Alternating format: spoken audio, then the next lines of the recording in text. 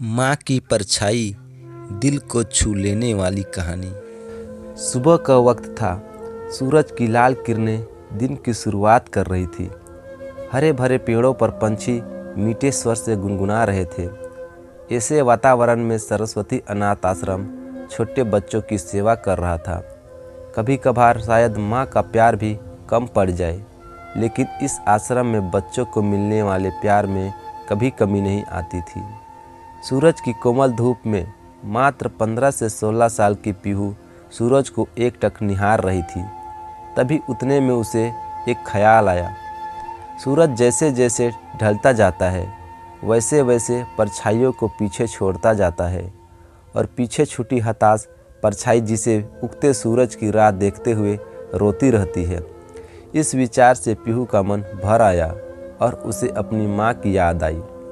तभी वह अपने मन ही मन बोलने लगी, माँ, तुझे याद नहीं कि मेरे पापा मुझे छोड़कर कब भगवान के पास चले गए? पर तुम ही मुझे कहती थी ना कि बेटा, तू 1 साल की थी तब तेरे पापा को कैंसर की बीमारी थी। इस वजह से तेरे पापा भगवान के घर चले गए।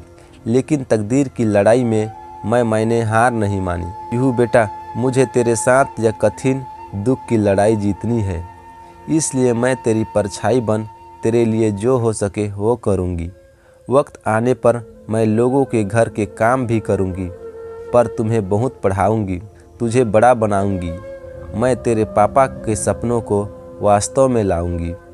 तेरे पापा की बहुत इच्छा थी कि हमारी छोटी सी पीहू बड़ी होकर पायलट बने, लेकिन ज़िंदगी में ऊंचा उठने के लिए तेरे पापा से तेरे पंखों को मिलने वाली ताकत तेरे पापा के जाने से टूट गई। लेकिन माँ, इतने बड़े दुख के रेगिस्तान में मैं सुख की परछाई ढूंढ रही थी। मेरे इन पंखों को बल देती माँ।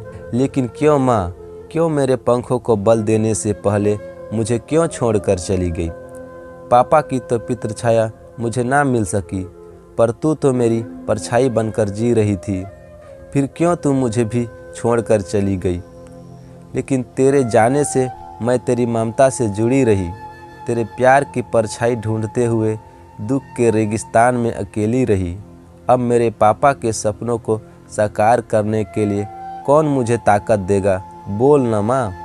पीहू मन ही मन बोल रही थी। तभी उतने में प्यार और ममता से सभी लड़का लड़कियों से बर्ताव करने वाली सीमा मैडम ढूंढते हुए पीहू को देखने आई और प्यार से बोली, बेटा, क्या हुआ? क्यों रो रही हो? तभी पीहू अपने आंसू पोंछते हुए बोली, मैडम, मुझे अपनी माँ की बहुत याद आ रही है।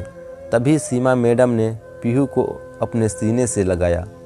वह बोली, देखो पीहू बेटा, इसे रोते नहीं। मुझे पता था तुम्हारी माँ तुम्हारे लिए प्यार और ममता की परछाई थी, लेकिन उसे भी भगवान ने ले लिया। पीहू, जिंदगी और मौत किसी के बस में नहीं होती है। पीहू सीमा मैडम के तरफ देखते हुए बोली, मैडम, भगवान भी कितने कठोर दिल के होते हैं। जब मैं छोटी थी तब मेरे पापा कैंसर की बीमारी से चले गए, और अभी कोरोना के काल में मेरी माँ की बेस्ट फ्रेंड रमा आंटी एक दिन के लिए हमारे घर आई। तभी माँ को कोरोना हो गया और मेरी माँ गुजर गई। वह मुझे छोड़कर चली गई। मेरे जीवन में परछाई बनकर रहने वाली मेरी माँ मुझे अब दिखाई ही नहीं देती। पीहू की यह अवस्था देखकर सीमा मैडम की आंखें भर आई। फिर भी सीमा मैडम पीहू को दुख भरे स्वर में बोली, यह देखो पीहू बेटा, जिस टाइम तेरे गांव के सरपंच ने तुम्हें इस आश्रम में लाया, तब उन्होंने तुम्हारी ज़िंदगी का सब कर्म कहानी बताई थी। इसी कारण से मैं तुम्हें अकेले नहीं छोड़ती हूँ, लेकिन इसके आगे मैं तुम्हारी माँ बनकर, तुम्हारी परछाई बनकर ज़िंदगी जीना चाहती हूँ। ऐसे बोलकर सीमा मैडम ने पीहू को अपने बाहों में भर लिया और रोने लगी। सीमा मैडम को सीने से लगाकर पीहू को ऐसा लगा जैसे उसकी माँ की खोई हुई परछाई सीमा मैडम के रूप में फिर से उसके साथ देने आ गई। आपको यह कहानी कैसी लगी हमें कमेंट करके ज़रूर बताएं, और वीडियो अच्छा लगा तो वीडियो को लाइक, और चैनल में नए हैं तो चैनल को सब्सक्राइब करना न भूलें। आपका वीडियो देखने के लिए बहुत बहुत धन्यवाद।